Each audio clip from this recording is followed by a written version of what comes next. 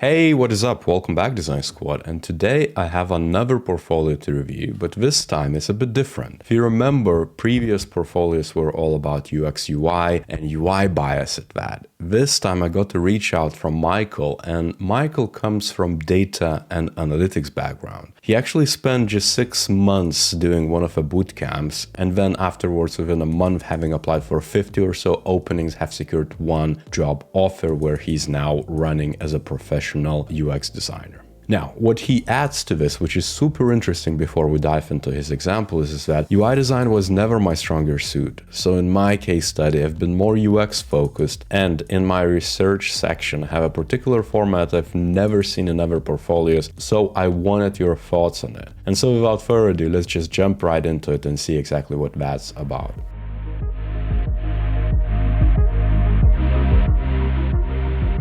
He introduces himself as a UX designer with experience in providing data-driven insights and solutions. Presumably, he has very strong acumen in that regard. It's like the opposite of what majority of the designers who come into the field, especially juniors, would consider, because a lot of people come from graphic design background, let's say, or visual means, or at least they see this like awesome wireframe or, one of those UX memes with some sort of app designs and UI mockups, and they think, oh, this is what UX is about. However, it's like, doesn't matter where you start. Will you start with a research, what Michael did, or with a UI, you're still gonna need to learn all of it, full spectrum of UX skills. Doesn't matter if it's, from get-go or later down the line, but you almost are, sabotaging yourself if you think just in UI terms or just in research terms. Like either way, you need to consider if you want to specialize right off, or you're gonna be UX generalist, therefore you need to learn the spectrum. Anyways, let's see exactly what the case is about. So as you can see, he has 2 cases, but one is probably the one which got him the job. And he noted that, hey, UI was never a focus, but even then it's good enough because this is kind of like a mid to higher fidelity mock-up or a prototype he produced in the end. That's exactly how the UX portfolios used to look, or majority of them used to look back in the day, to be honest, for like very experienced designers or not so experienced designers, because there was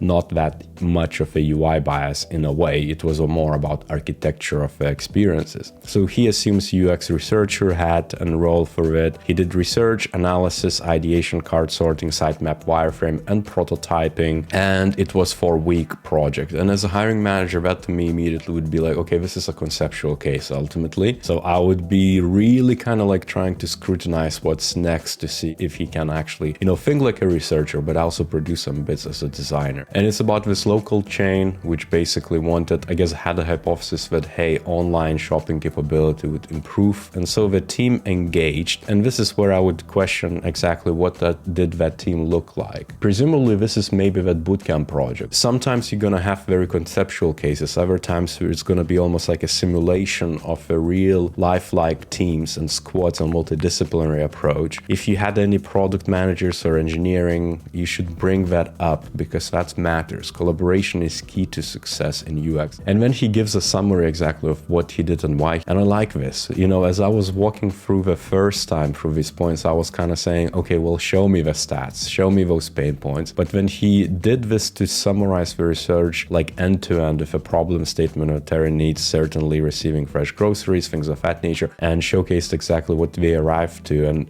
kind of took from problem to how might we to the solution very clearly and simply. But what I want to dig deeper is actually like what was the detail of it. If you're adding a summary to your case study within the case study, you're basically making this as a teaser, which should spark questions. So be sure that those questions are going to be answered later on in the content. And then he describes exactly what the research looked like in more detail, but this is another summary of that. I would kind of make it a bit more compact. Just for the clarity perspective, I would literally just make it 3 columns, 3 buckets, and say research part number 1 is industry trends, competition, and then the audience. And then marrying those up, maybe if you can show it visually, is how I took the synthesized insights and put it in the solution. And then you have those findings basically and outcomes. Yes, it's perfect time to enter, and why exactly? Because of increase in revenues, competition exactly, and how could you stand out from it? And then the audience insights, again, they did some remote with 10 shoppers in metro areas, as well as 1 secondary for locally store owner, which is great.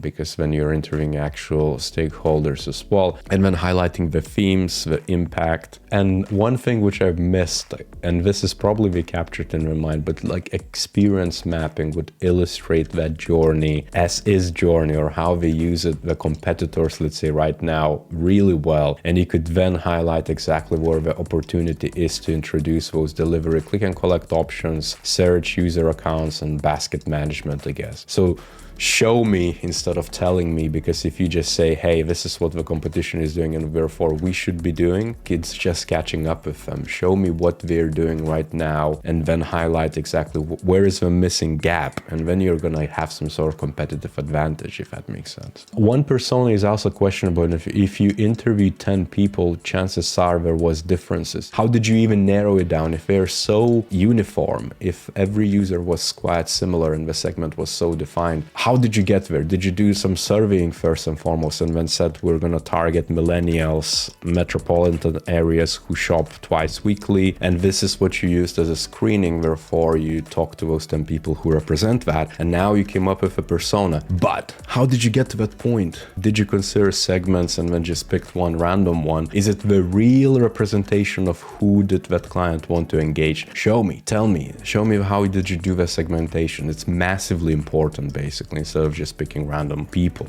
And having said that, your persona is good because it's exactly all you would need, basically bullshit free ultimately, you know, with no sliders, visual bells and whistles, needs, goals, frustrations, and so forth. And then the problem statement is quite interesting. You're saying that it took quite a few iterations to define that problem statement, but you're saying that Terry needs certainty in receiving fresh groceries so that he has a peace of mind that he's feeding his household quality meals.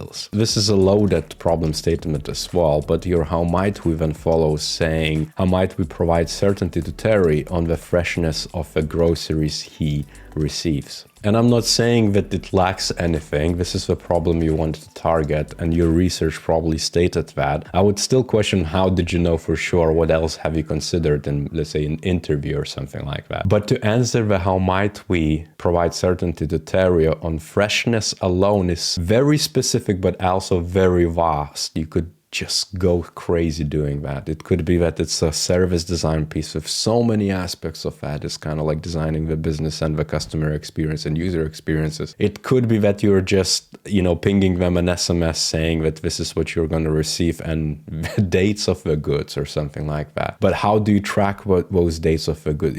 It could become such a big spaghetti challenge and a mission to solve that it's quite interesting to see what you come up next. And when you did some ideations with a crazy 8 creative solutions and focused on a photo approval service where customers can approve or request replacements of a product within 15-minute time frame before it's picked up and delivered. So it's almost like getting the substitutes. And what follows next is, this is where I would question. I guess it works in a way, but it doesn't feel like the right solution for that problem. And I'm going to tell you why. Because it jumps immediately into a website. It presumes that the user, let's say, would use a website actively, or they're gonna use within that 15-minute window when the goods are picked off the shelves and actually being marshaled and loaded and delivered, that they're gonna go and jump into that website to see exactly what their order is about. You need to think a bit more holistically. You know, that's a message I'm kind of giving in so many different videos and so many different capacities here and there, but think that you kind of need to reach the user before they receive it. And if you really care about their peace of mind, is something I kind of hinted at, but you might need to ping them live and in situ capture that the substitute is good enough, or capture that goods. What most of the retailers do right now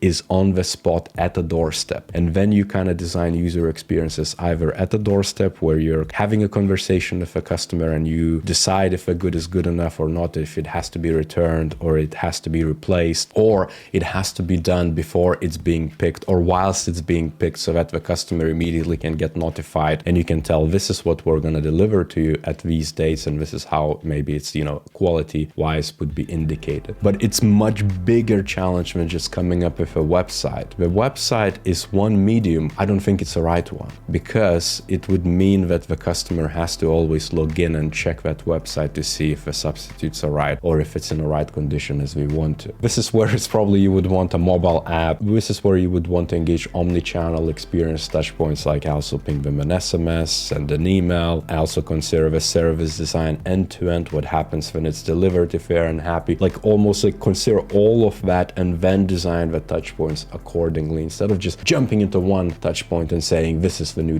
website and then let the user figure out if they like it or not. Then you provide the user flow, wireframing and prototyping the experience. And interestingly, you kind of assumed that photo thing would be good. You would change their behaviors in that. But to do that, to introduce such a big shift in how they shop, let's say right now, you need to understand how they do it again now, right now. If they even have time, if there's enough time window to actually for them to approve it. What happens if it's unhappy path and they have no time to approve it or they miss it entirely? Would it not be delivered altogether? And that also results in massive damage to the business, but also, you know, the PR outcomes, also awful user experience or customer experience because we are unlikely to shop again. You know, those things need to be considered. It's not just kind of jumping into the feature and saying, yes, we're just going to pick those goods, send them an approval with a photo, and they just have to click a button and say, yes, deliver it to me. It's very, very massive challenge which you took on. So you need to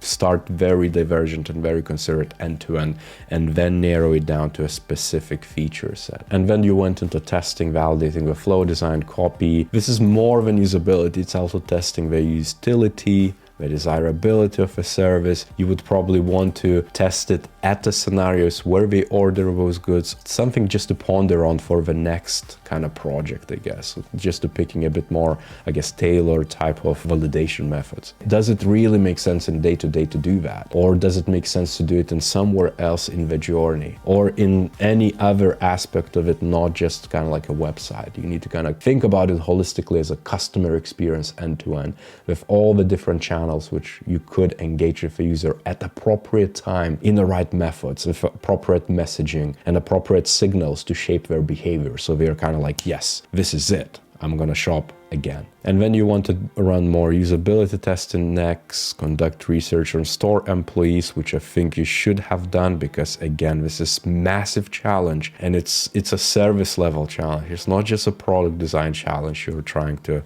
accomplish here. And creating new style guide for a website. This is a really good case for a junior because you are highlighting your research approach to the things. Just one thing, what I would suggest to Michael in the future, in his own development, to think if your challenges are appropriately sized and if your solutions are appropriately sized. You know, those scales of diverging and converging in the right places from a design thinking perspective are super important. And I'm working in the retail sector myself, and I cannot talk on behalf of my employer, but the challenges there are massive. They're not just going to be solved with the product design or small iterations. We need to consider all these hundreds of touch points and these several products at the same time and these several lines, and work with this massive team to make this change, because the knock-on effect, whatever you come up with, is going to influence so many different aspects. And whilst this is an exciting opening case, I'm sure it's going to give you some insights of what to do next, or how to do it a bit differently, or how to do it more